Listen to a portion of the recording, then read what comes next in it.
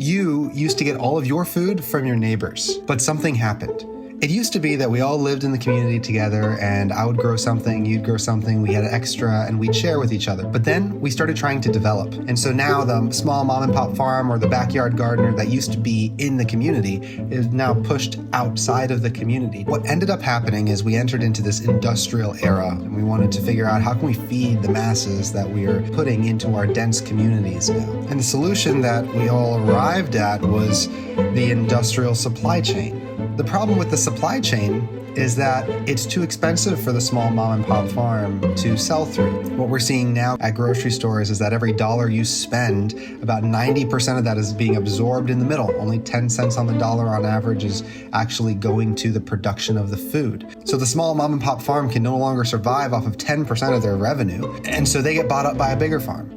And that farm gets bought up by a bigger farm, and so on, and that turns into monopolization of the agricultural industry. These larger farms can overcome the cost barrier to enter the marketplace now. And that's why your food typically isn't local whenever you're buying at the grocery store. It's because the model that was set up is designed for massive scale. We have seen that this is causing soil degradation. We're having to increase pesticidal use and antibiotics. We have to subsidize these farms in order for them to afford to bring product to market. Nutrient density declining. Food is old, almost like up to a year old, in the grocery store. It's kind of gross. And we're losing farmers. Like, we don't have enough people growing food. The people who currently are retiring, and there aren't enough people taking their place. So the system's broken. When we started developing our communities, we didn't really think about creating a supply chain to keep local agriculture in the community as it continues to densify and expand in scale. I mean, sure enough, we've been seeing it collapsing progressively over time, and that's caused grocery stores to not have any food on their shelves and farms to be dumping milk in the field, and it just goes to waste because the supply chain, the connector piece,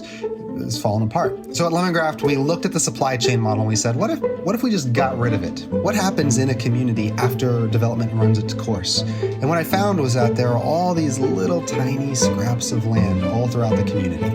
If we just had a thread and we could weave together all these little tiny scraps of land, then we could create this quilt-like fabric. That could actually be the future of our agricultural landscape, and food doesn't have to travel anymore. It's a completely different supply chain model. So that's what we did. We built a decentralized supply chain for local agriculture. It's a platform that allows you to shop in your neighbor's backyard, see what everyone in your community is growing, and then buy and sell local homegrown food. We've removed all the barriers to enter the marketplace so that way everyone can participate at any scale. We call it a food community because we believe that community is fundamental to establishing a truly sustainable system of any kind, but especially for our food. And so LemonGRAFT now allows communities to come together to create their own food system so we can crowdsource our food and feed each other, allowing us to get back to the way we used to eat. And it's up to each of us to be an active participant in its further development. So go to lemongraft.com to help us launch this project and build sustainable food communities.